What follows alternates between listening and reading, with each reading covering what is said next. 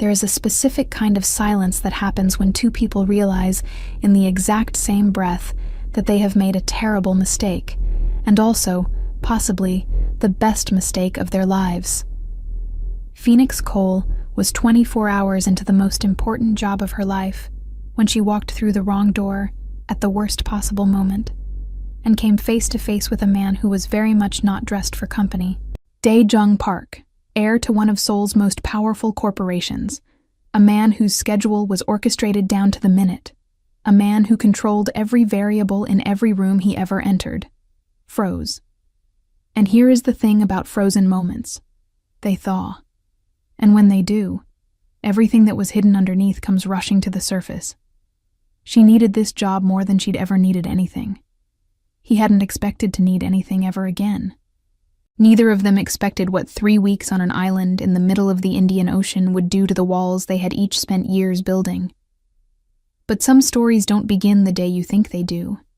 Some stories began 24 years ago, in a summer you've almost forgotten, with a girl who caught fireflies in her hands and gave them to a boy who didn't know how to laugh. He remembered.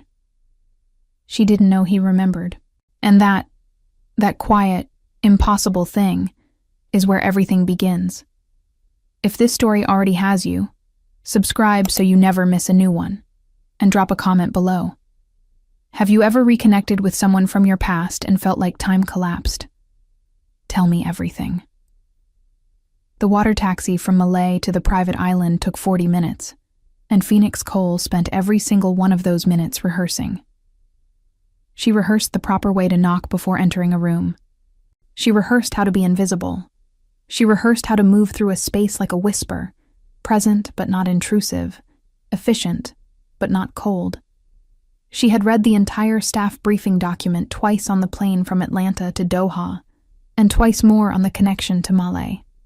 And she had highlighted the parts about discretion, about anticipating needs before they were voiced, about the particular communication style preferred by the client. The client, Mr. Dae-Jung Park, 35 years old. Heir to Park Horizon Holdings, one of Seoul's most influential conglomerates, with divisions in technology, hospitality, and sustainable architecture. He was, according to the briefing document, a man of precise routines, minimal tolerance for error, and a preference for silence over unnecessary conversation.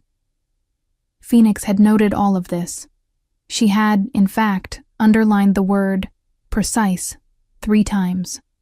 She was 23 hours and 47 minutes into her first ever luxury private villa assignment, hired through the premium domestic staffing agency that had taken a chance on her, a woman with 8 years of hotel housekeeping experience, an obsessive attention to detail, and a debt that she never talked about but thought about constantly. The way you think about a bruise you keep accidentally pressing. The villa was extraordinary. That wasn't a surprise, exactly. She'd seen the photographs in the briefing package, but photographs don't carry the smell of salt air and frangipani, or the sound of the Indian Ocean folding itself against white sand 50 meters from the main entrance, or the quality of light at 6 in the morning in the Maldives, which was something close to a physical substance, warm and slightly gold and heavy with possibility. Phoenix had permitted herself exactly 4 minutes to stand on the staff quarters, small back terrace, and look at the ocean. Then she'd gone to work. The schedule was clear. Mr. Park woke at 7, breakfast on the East Terrace at 7:30, his first work call at 9. The master suite was to be serviced between 11 and 12:30, while he held his morning meetings in the villa's dedicated workspace. The suite's bathroom, specifically the outdoor shower pavilion that connected to the main bathroom through an interior corridor, was to be prepared with fresh towels and his preferred products each morning before he woke, and never, under any circumstances, entered during his personal time. Phoenix had read that instruction. She had understood that instruction perfectly. What the briefing document had not adequately covered was that on the first morning, the outdoor shower pavilion's interior door, the one that connected to the hallway she was absolutely supposed to be using, had a lock mechanism that operated in the opposite direction from every other door in the villa. Counterclockwise was locked, clockwise was open. Phoenix, who spent the first 23 hours of her employment moving through spaces without incident, turned the handle clockwise the way every reasonable person on Earth would turn a handle, and the door swung open, and she stepped inside, and the first thing she saw was steam, and the second thing she saw was Dae-jung Park, and Dae-jung Park froze. He had been reaching for a towel that was hanging just beside the entrance she'd walked through. He was facing her. The steam made the whole scene feel slightly unreal, the way a dream softens its own edges. And for 2 full seconds, neither of them moved or made a sound. Phoenix's entire nervous system did something she could not have described to a doctor. She did not scream. She did not run. She did not, in fact, do any of the reasonable things a person might do in this situation. She just stood there, held completely still by the collision of panic and something she could only call deep ancestral embarrassment, and said, and she would think about this later, in bed, staring at the ceiling, wondering which version of herself had thought this was helpful. "Oh, good morning. I will. I'm going. The door goes the other way, and And then she backed out of the room, pulled the door shut behind her, and stood in the corridor pressing both palms flat against the wall while her heart attempted to exit her body through her sternum. Inside the bathroom, there was silence for a long moment. Then, through the door, she heard a sound she absolutely did not expect. A single, short exhale that was not quite a laugh, but was something in that general neighborhood. She did not know what to do with that. She filed it away under things to think about when I am unemployed, which she assumed would be happening within the hour, and went to go make his breakfast. He came to the East Terrace at 7:30, which surprised her, because she had assumed, based on absolutely nothing except her own catastrophizing, that he would come early, or not at all, or arrive with his phone already pressed to his ear, and a look that communicated she should begin packing. Instead, he sat down, adjusted the angle of his chair by exactly 2 inches to better face the ocean, and looked at the breakfast she had prepared. A precise arrangement of seasonal fruit, poached eggs, whole grain toast, and a small pot of the specific blend of green tea that had been listed in his preferences. He looked at it for a moment. Then he looked at her.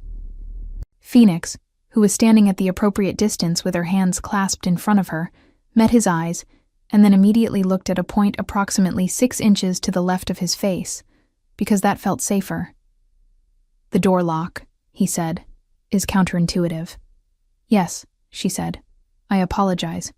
Mr. Park, it won't." "There's a small red dot on the handle," he said, "that faces up when it's locked. I should have made sure that was in the briefing notes." Phoenix blinked. Yes, I'll remember that." "Good."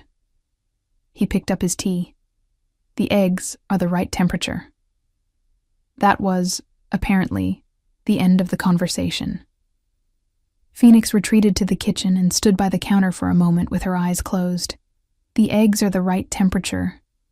Not, "You're fired." Not, "I'm calling the agency." The eggs are the right temperature. She pressed the back of her hand against her mouth to keep the laugh in. It was not the appropriate time for laughing, but it was the closest thing she'd felt to relief in 8 months, and her body didn't know the difference. Phoenix Adai's Cole was 33 years old, and she had been excellent at things her entire life. Excellent at school, in the way that children from families where money is always exactly 3 decisions away from disaster learn to be excellent, not because someone tells you that you're exceptional, but because you understand early that you cannot afford to be anything less. She had graduated top of her class in high school, earned a partial scholarship to a hospitality management program, and then dropped out after 1 semester when her mother, Ichate Gloria, was diagnosed with an aggressive form of ovarian cancer and needed someone to be home. Phoenix had been 22 years old, and she had not thought twice about it. She had been in the middle of her 2nd semester when the call came. She did not go back. She'd gone to work immediately, hotel housekeeping at first, then supervisory roles, then assistant management at a mid-tier chain in Atlanta, where she learned the difference between a clean room and a room that makes a guest feel genuinely cared for. She was good with details. She was good with people. She was good at reading a space and understanding what it needed. What she was not good at was debt.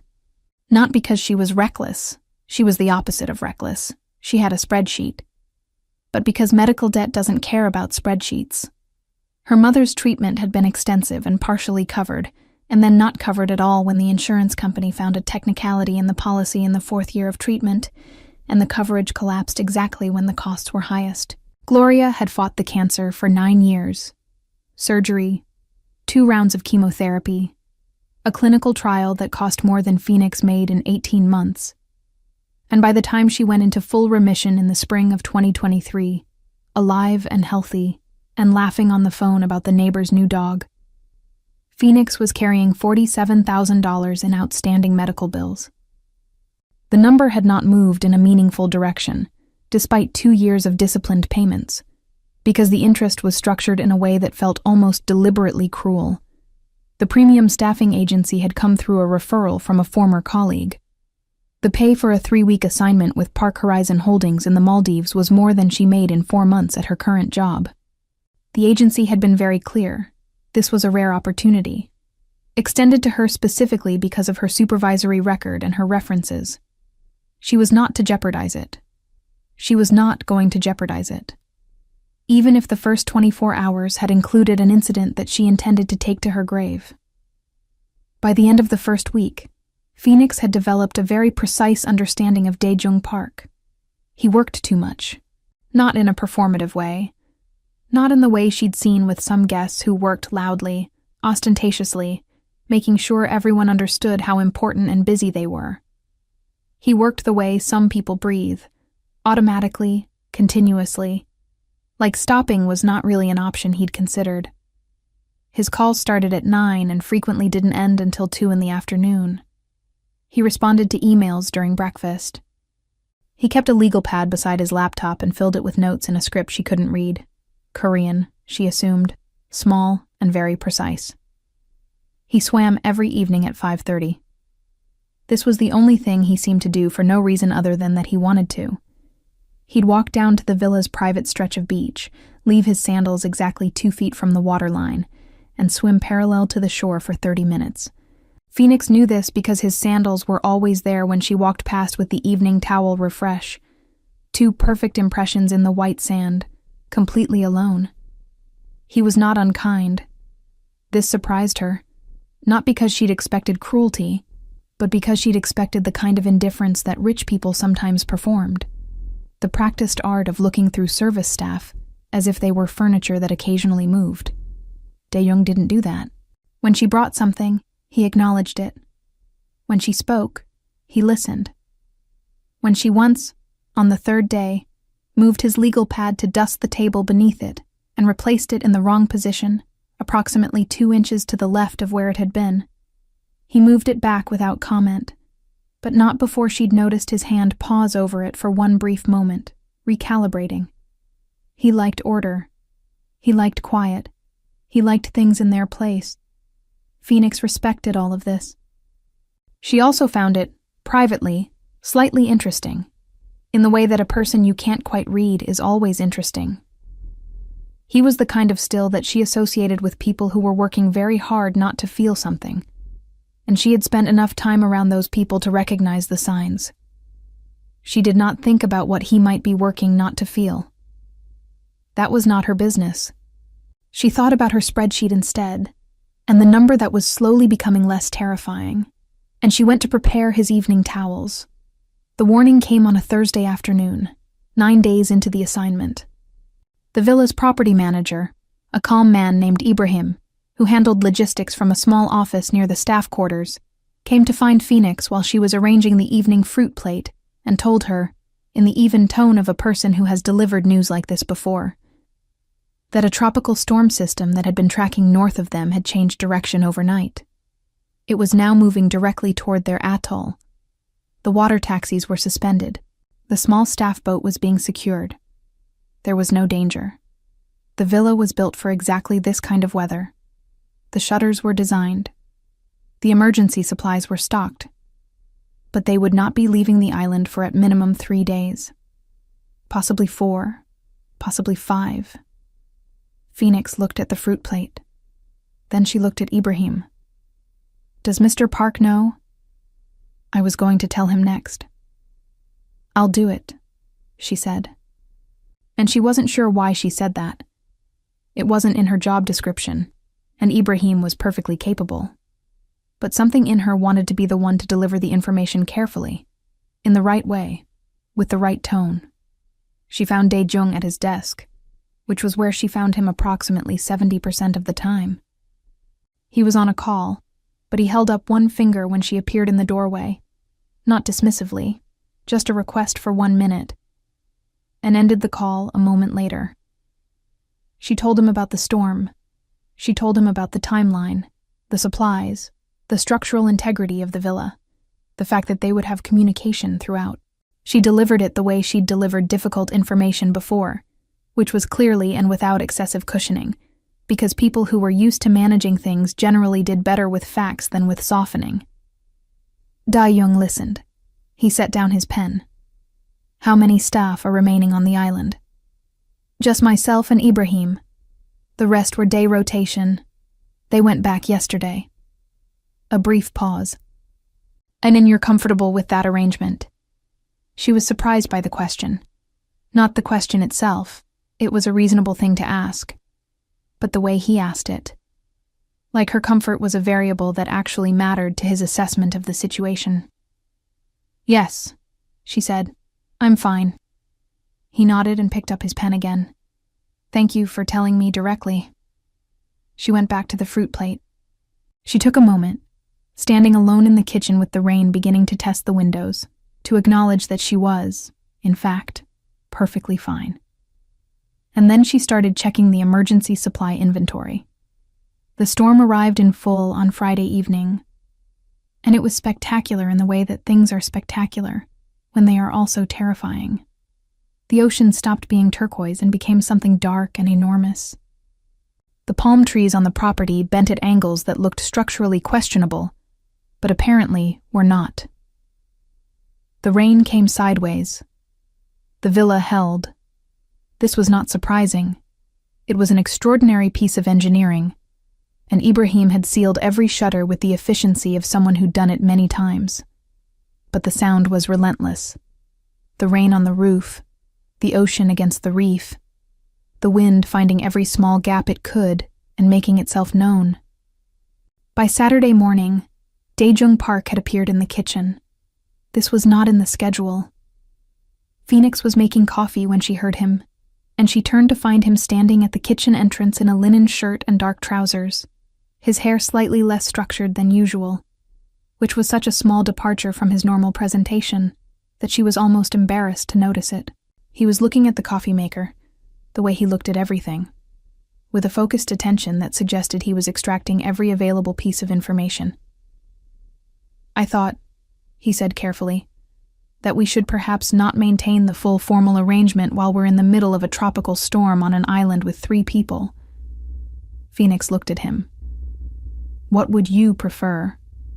"I would prefer," he said, "to pour my own coffee, occasionally, and to not feel that I am inconveniencing you every time I walk through the kitchen."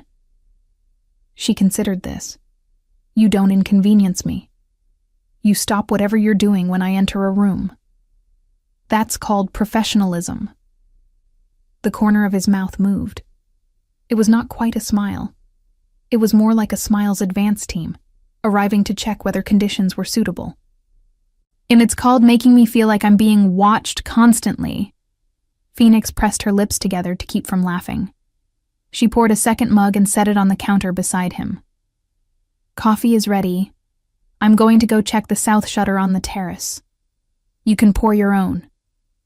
She walked out of the kitchen before she could see his expression.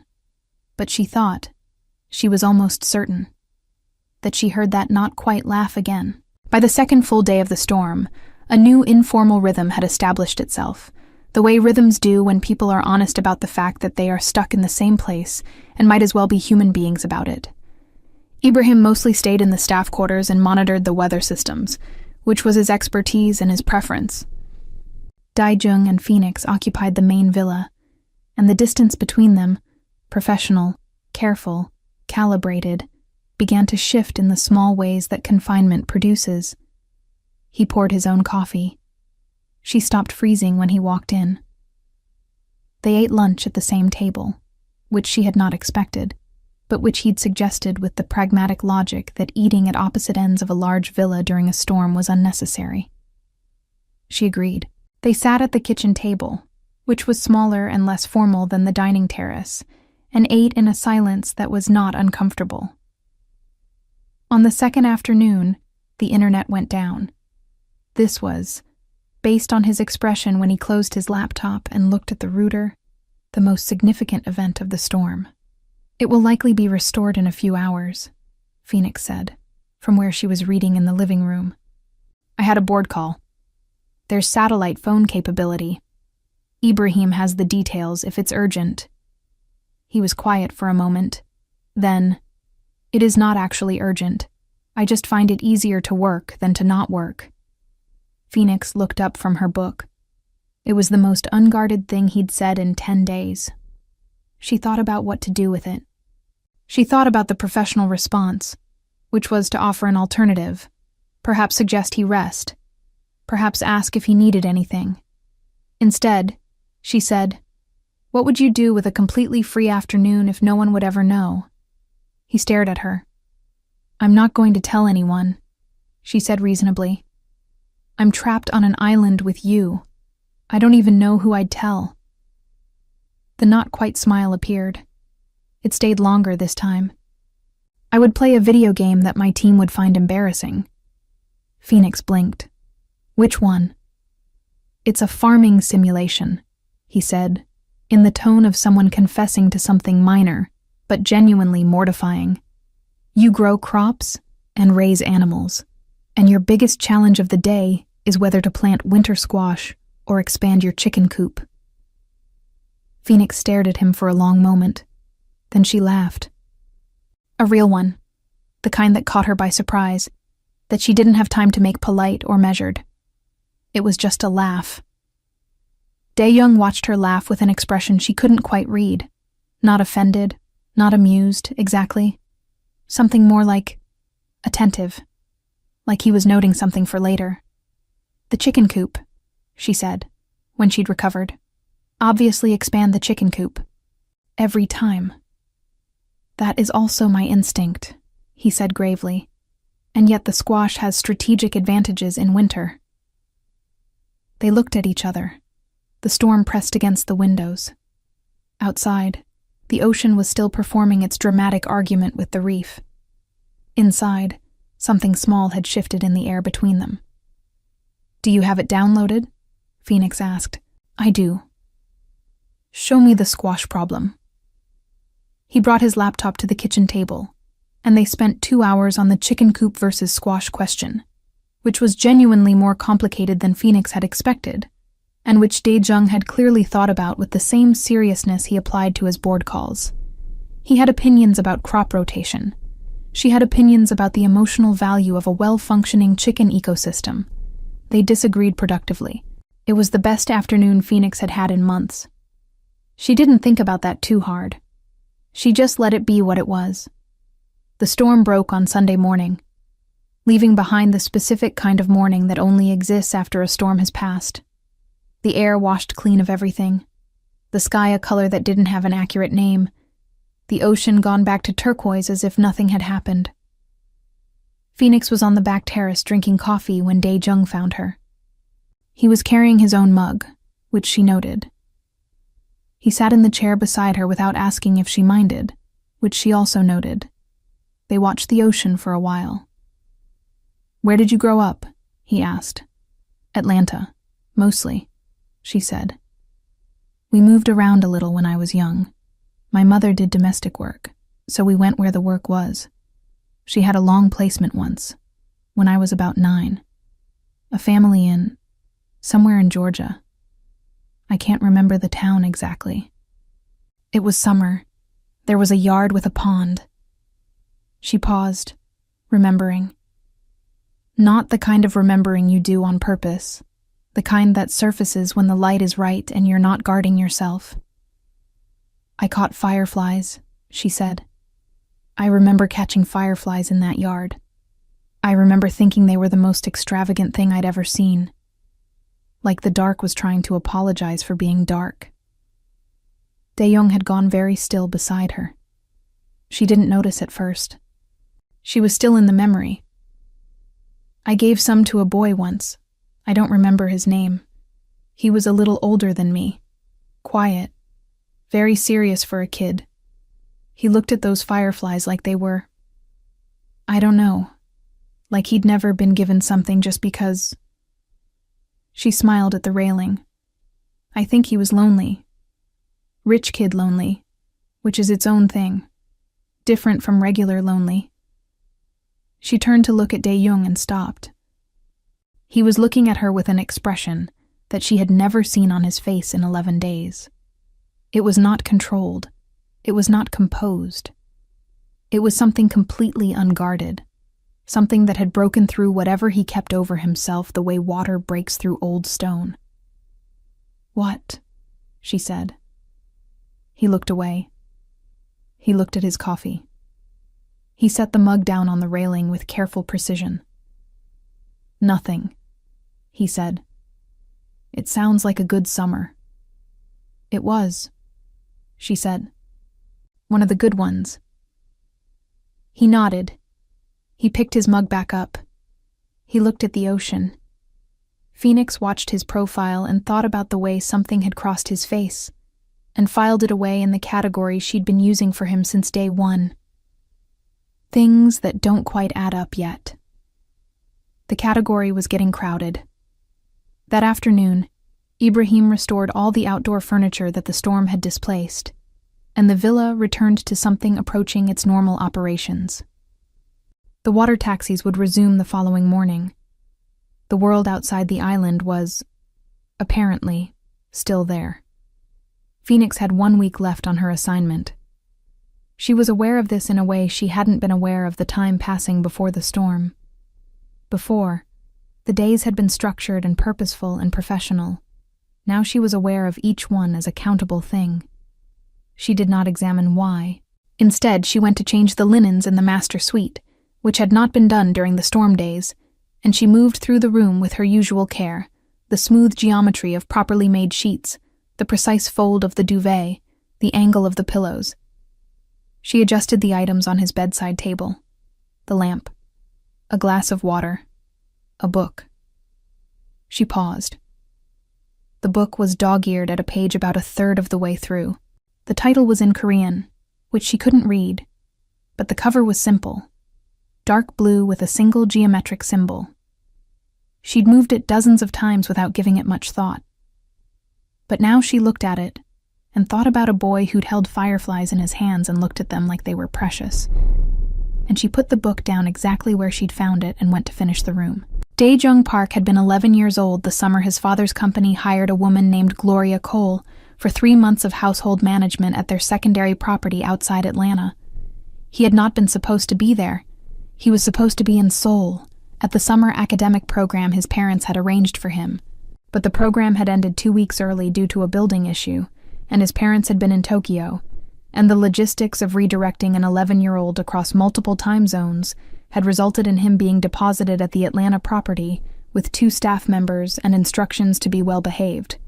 He had been well-behaved. He was always well-behaved. He'd also been completely, profoundly alone in the way that children are when all their structures disappear and they don't know how to exist without them. And then Gloria Cole had arrived, cheerful and warm and very busy, and behind her had come a small girl of 9 years old with enormous, curious eyes and a complete absence of self-consciousness, who had looked at him standing in the garden like he was an interesting puzzle rather than a problem to be avoided. "You look like you need something to do," she'd told him, which was the most accurate thing anyone had said to him in weeks. Her name had been Phoenix. He'd thought it was the strangest and most perfect name he'd ever heard. He didn't say that. He'd said, very seriously, that it was an unusual name. She had said, equally seriously, that his name sounded like a river. They had spent 3 weeks doing the things that children do when they are thrown together by circumstance and have no reason not to trust each other. They explored the property's grounds, argued about things that didn't matter, sat in comfortable silence reading separate books in the same patch of shade. She taught him a card game her grandmother had taught her. He attempted to explain the rules of Baduk, which she found baffling and charming in equal measure. And on one evening near the end of August, she had appeared at the back door of the kitchen with her hands cupped around something that glowed, and she'd held them out to him and opened them, and 2 fireflies had lifted into the air between them. "I caught them for you," she'd said. "Because you keep looking at the dark like it owes you something. Maybe it's trying to pay up." He had watched the fireflies rise and disappear into the evening, and something had shifted in his chest that he hadn't known how to name at 11, and had spent 24 years not thinking about too carefully. Gloria and Phoenix Cole had left at the end of August. He'd gone back to Seoul. He'd grown up, gone to university, gone to work, built a life that looked exactly the way a life is supposed to look from the outside. Ordered, accomplished, forward-moving. He had never forgotten her name. He'd never said it out loud to anyone. And now she was here, on an island in the Maldives, talking about fireflies like they were a memory she'd half misplaced, and she had no idea. She didn't know that the boy from that summer had grown into the man sitting beside her. She hadn't connected it. Why would she? She'd been 9. He'd been an 11-year-old she'd met for 3 weeks in an otherwise unremarkable summer, and she'd given his name no more permanence than he'd been entitled to. The difference was that he'd remembered everything. He did not know what to do with that. He had spent 24 hours since the terrace conversation, not knowing what to do with it, which was the longest he'd sustained not knowing in recent memory. Dae-jung Park was not comfortable with not knowing. He solved things. He identified variables. He resolved ambiguities. This did not feel like something that resolved. This felt like the fireflies, something glowing in his hands that he didn't want to let go of and couldn't hold forever. They fell into a pattern after the storm that was nothing like the first week, and everything like something neither of them was naming. He still worked. She still worked. The formal rhythms of the assignment continued. Meals, linens, schedules, but the edges had gone soft, the way cotton goes soft after enough washings, and the distance between them had become something more like the distance between 2 people who have chosen to be near each other rather than the distance between an employer and staff. They talked in the evenings. This had not been planned. It had simply happened.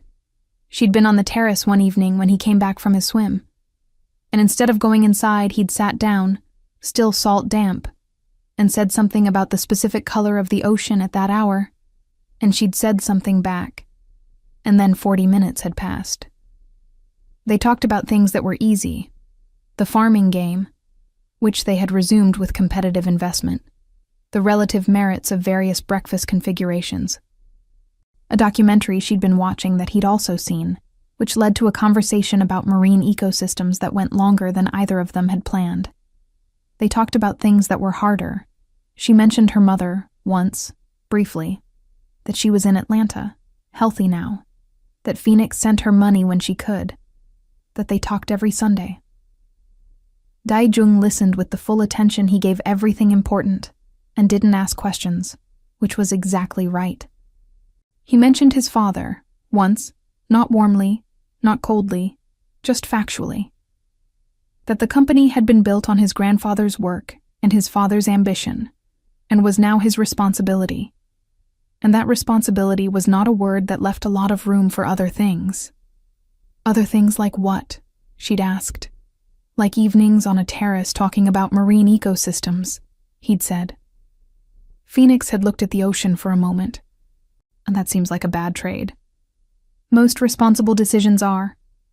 She had turned and looked at him directly, which she'd learned he didn't find uncomfortable the way some people do. Do you ever just not make the responsible decision? Even once? He had looked back at her for a moment that lasted slightly longer than an answer required. I'm working on it, he said. She didn't look away. He didn't look away. The ocean made its sound. The stars were doing the thing they do in the Maldives. which is exist in such unreasonable quantities that you feel slightly accused by them. Phoenix looked back at the water first, not because she wanted to, because she was still, even now, aware of what she was here to do and what this was and what it was not. "Good night, Mr. Park," she said.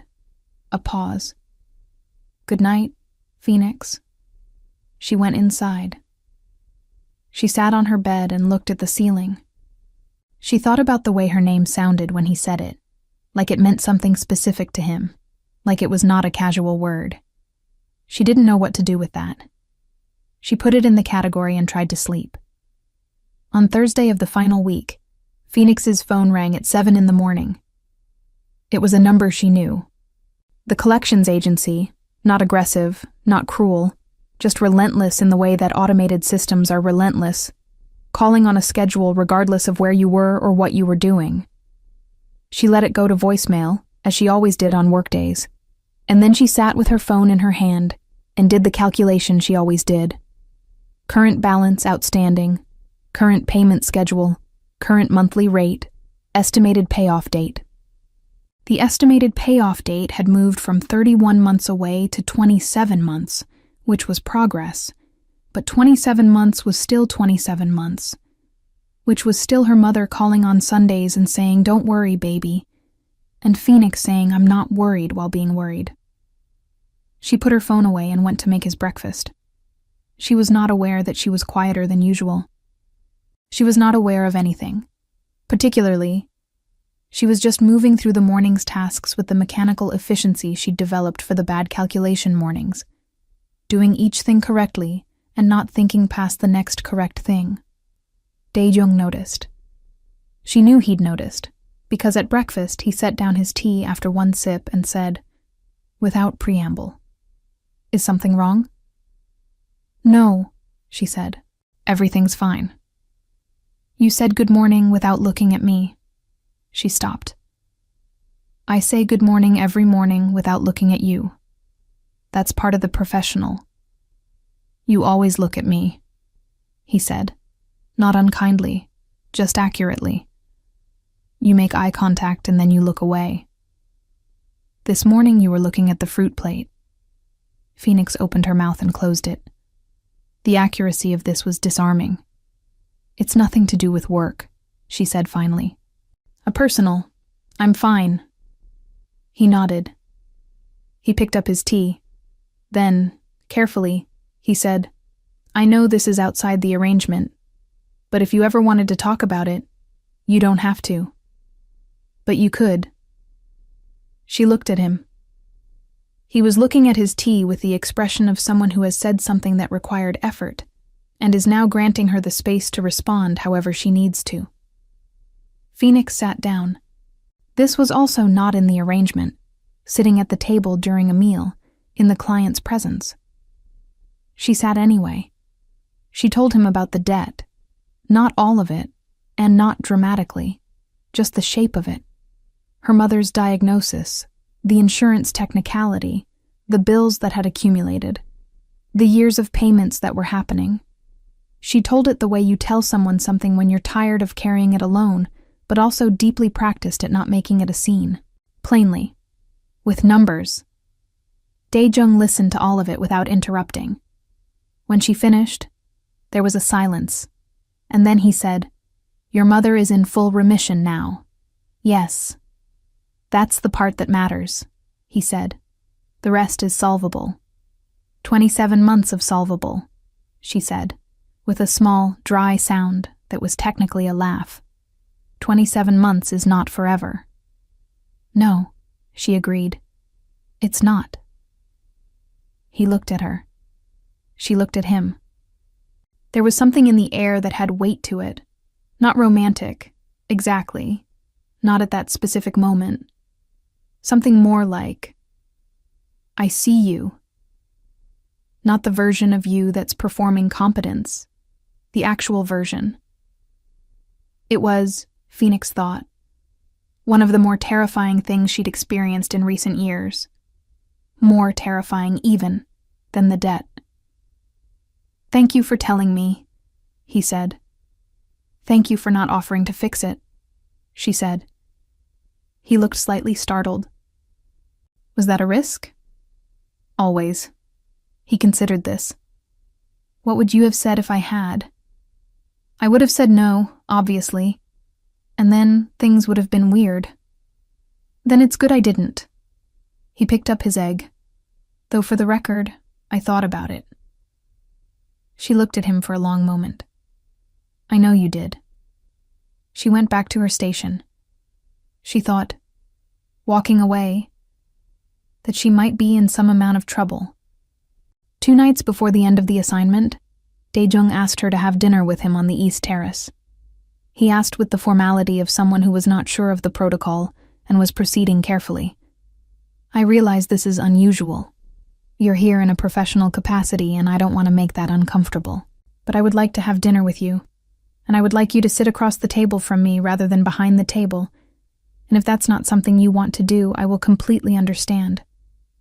Phoenix had looked at him for a moment. "You're asking me to dinner?" "Yes." "On a terrace overlooking the Indian Ocean?" "Yes."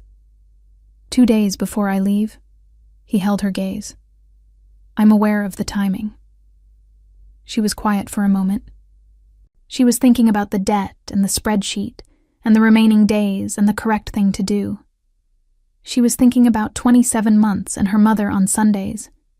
She was thinking about all the very good reasons to say no politely and go back to the correct arrangement. She was also thinking about the fireflies, about a boy with a serious face who looked at things like they were precious, about the way her name sounded in his voice. "Okay," she said. She cooked. She had not been asked to. Ibrahim had offered to manage the meal. But she wanted to, and Dae-jung, when she said so, simply stepped out of her way and let her have the kitchen, which was the right response. She made the things she made when she wanted someone to feel welcome rather than impressed. Jollof rice that she'd adapted with local fish, a salad with mango and herbs from the property's small kitchen garden, coconut bread that her mother had taught her when she was 7 years old, and which had the very specific quality of tasting like a good memory. They sat across from each other on the East Terrace as the sun went down, and the sky did the thing it does in the Maldives when the light leaves, which has become gradually, almost aggressively beautiful. Dae-jung ate with the focus he gave to anything that mattered to him, which she had learned to read as the highest compliment. He asked about the bread. She told him about her mother's version, and how she'd changed it, and why. He listened. He asked questions that proved he'd actually heard the answers to previous questions, which was the thing that made him different from most people she'd talked to in years. "I want to tell you something," he said, when the meal was finished, and they were sitting with the empty plates between them, and the stars had begun to make their unreasonable display overhead. "Okay," she said. He looked at her directly. "In the summer of 2001, my father's company had a property outside Atlanta. My parents' housekeeper that summer was a woman named Gloria. She had a daughter. The night went very quiet. Phoenix felt something happen in her chest, a slow-motion thing, like a key turning in a lock that had been stiff for decades. The daughter," she said slowly, "caught fireflies." "Yes." "And gave them to a boy." "Yes." She looked at him. He looked at her. The stars continued their performance. The ocean was doing its steady, ancient thing. "Dae-jung," she said, and her voice was not quite steady. "How long have you known?" "Since you told me about the fireflies. On the terrace after the storm. That was 5 days ago." "I know." "Why didn't you—" "Because I didn't know how," he said. And his voice had something in it that she had never heard from him before. Something unarmored and a little rough, like it had been waiting a long time to be used. "And because I didn't want you to think I had engineered any of this. I didn't know it was you. I hired a staffing agency. I requested someone with specific experience. I had no idea." Phoenix pressed her fingers against her mouth for a moment. "I was 9, she said. "I know." "You've been thinking about a 9-year-old for 24 years. Not quite like that, he said carefully. I thought about that summer. I thought about the girl who treated me like I was worth talking to when I was a lonely 11-year-old who didn't know how to be a person. I thought about her the way you think about the thing that showed you how something could feel.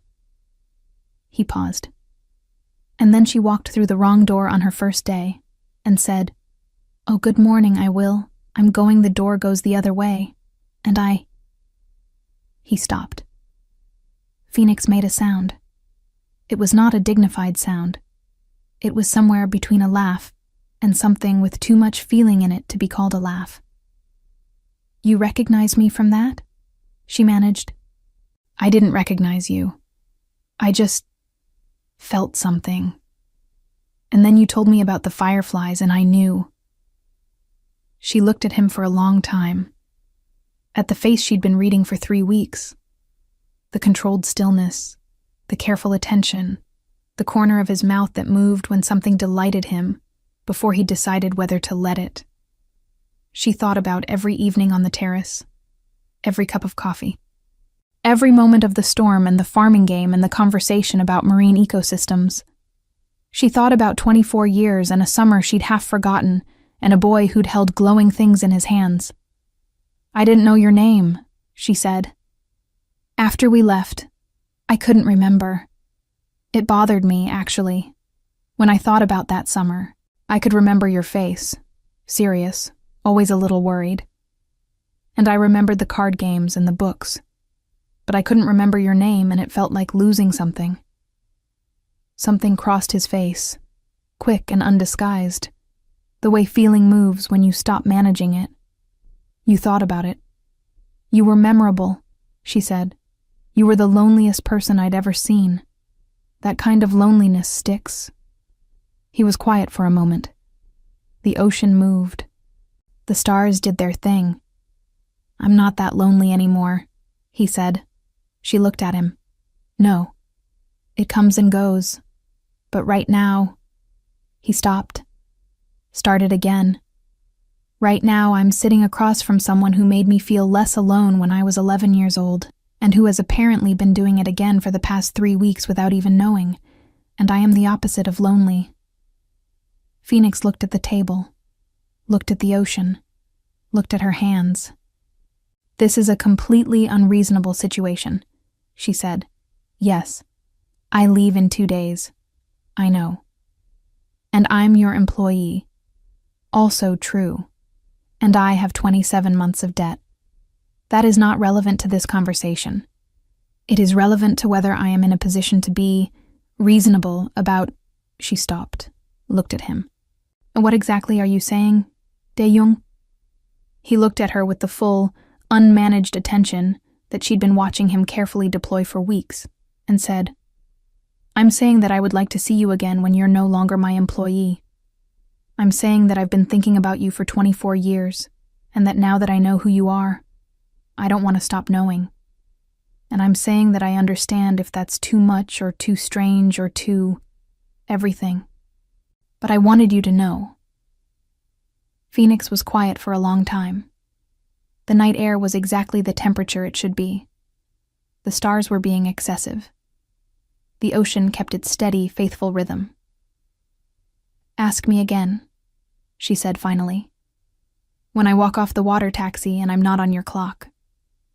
Something shifted in his face, quietly, the way a window lets in light when someone opens it just a little. "Okay," he said. "Okay," she said. They stayed on the terrace until the stars were genuinely showing off, and they talked about nothing important, and it was perfect. On her final morning, Phoenix woke before sunrise. She packed her bag with the same care she'd given everything else over 3 weeks. She walked through her quarters and made sure she'd left nothing. She went to the kitchen and made coffee, 2 mugs, out of habit that had become something more than habit, and she set one on the counter for him and took the other to the back terrace to watch the light come up over the ocean one last time. She was still sitting there when she heard him come to the kitchen. She heard the small sounds, the mug being found, the quiet that meant he was reading the counter and understanding what it said. Then his footsteps on the terrace boards. He sat in the chair beside her. He had his coffee. They watched the sunrise. The Maldivian morning did its extraordinary thing with the light, painting the watercolors that had no good names in any language, turning the air gold and warm and full of promise. "Ibrahim's boat leaves at 9, Phoenix said. "I know." They were quiet again. "This was a good assignment," she said finally.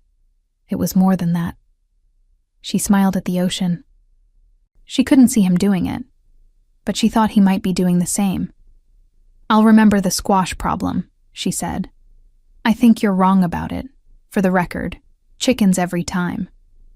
I will send you data to support the squash position. Do you have my number?" "I have your number through the agency." She looked at him. "That's a very formal way to have someone's number." "I was waiting," he said, "to ask you for it properly. When you walk off the water taxi." She looked at him for a long moment. At the face she knew now, not perfectly, not completely, but in the way that you know someone when you've watched them decide to stop performing. She thought about 11 years old and 9 years old, and a yard in Georgia, and fireflies given with both hands. She thought about a man who grew up responsible and controlled, and still played a farming game on his laptop and felt lonely in hotel villa silences. She thought about 27 months, and the way he'd said that's not relevant and meant it. She thought about being seen. "Okay," she said. "On the dock." "On the dock," he agreed. The water taxi pulled up to the Malay transit dock at 10:17 in the morning. Phoenix stepped off with her bag on her shoulder and turned back, because he had insisted on accompanying her to the dock. Not because it was necessary, he'd said, but because he wanted to. And he was standing on the dock behind her in the ordinary morning light, which was not the extraordinary Maldivian villa light, which was just the regular light that exists in places where things actually happen. He looked the same in regular light, different somehow, too. More real, maybe. More like a person, and less like a context.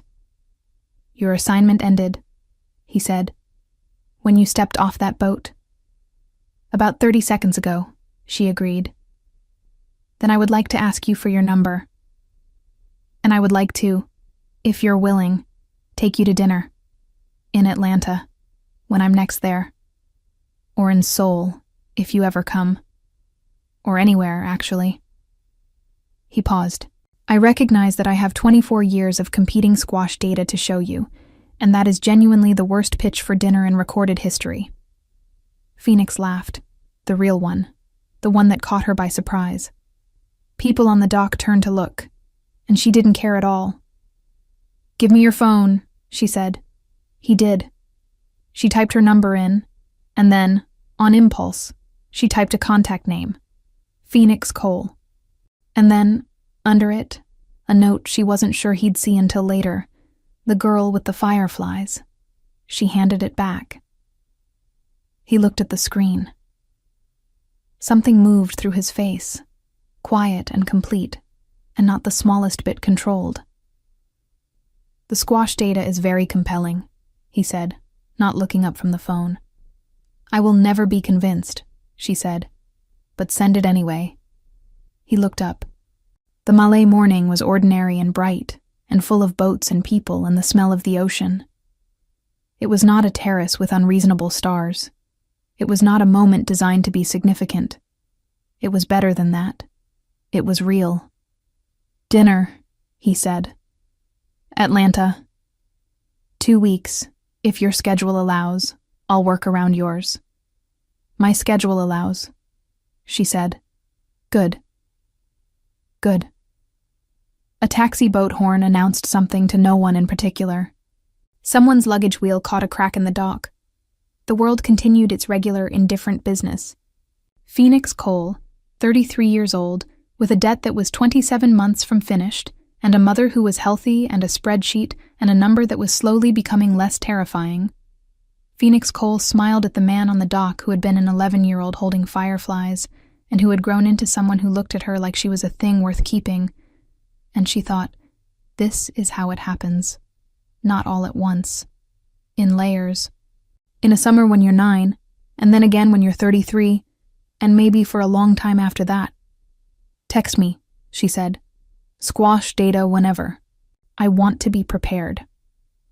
Dae-young Park, who was precise and controlled and a little sarcastic and genuinely funny without meaning to be, who raised his chicken coops with strategic seriousness and had never forgotten the name Phoenix, looked at her with the corner of his mouth already moving into the smile that always arrived a little before he decided to let it. I'll text you tonight, he said. She turned and walked toward the terminal, and she was almost certain she heard him say, very quietly, to no one in particular, chickens every time.